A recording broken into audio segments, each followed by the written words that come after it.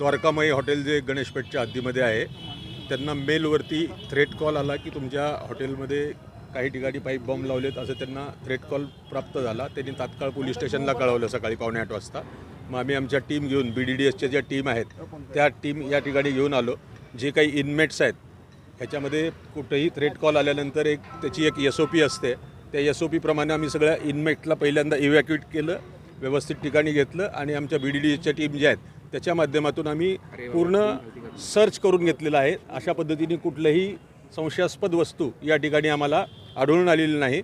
तरीही पुन्हा एकदा म्हणजे त्याची पद्धत असते त्या पद्धतीप्रमाणे परत एकदा आम्ही पूर्ण सॅनिटाईज करून पूर्ण बघत आहोत त्या गोष्टींनी आणि अतिशय काळजीने आणि बारकाईने याचा आम्ही कॉग्निझन्स घेतलेला आहे. आणि यापुढेही अशा पद्धतीने जो कुठलीही माहिती प्राप्त होत असेल तर त्याचा पोलीस कॉग्निझन्स घेत राहील. कुठून हा मेल आला होता?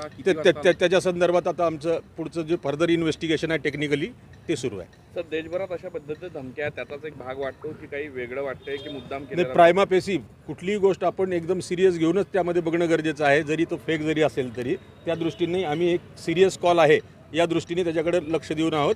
आणि यापुढे जे फर्दर टेक्निकल इन्व्हेस्टिगेशन होईल त्या माध्यमातून ज्या काही पुढच्या गोष्टी येतील ती बाबी समजेल. सर, काल अनेक ठिकाणी रेल्वे स्टेशन एअरपोर्टला आले होते आणि आज मुंबईत आपलं दिल्लीला सुद्धा शाळेमध्ये काही धमकी आले तर त्याच शृंखलेमध्ये किंवा त्या मालिकेतल्या असे काही मेल वगैरे हा आहे का, काय म्हणजे तपासात? नाही, आता तो तपासाचा फर्दर पुढचा भाग आहे, त्याच्यामध्ये आपण बघू आपण त्याचे कुठं लिंक होते का.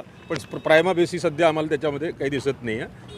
फर्दर ॲनालिसिस झाल्यावर लक्षात येईल. थँक्यू.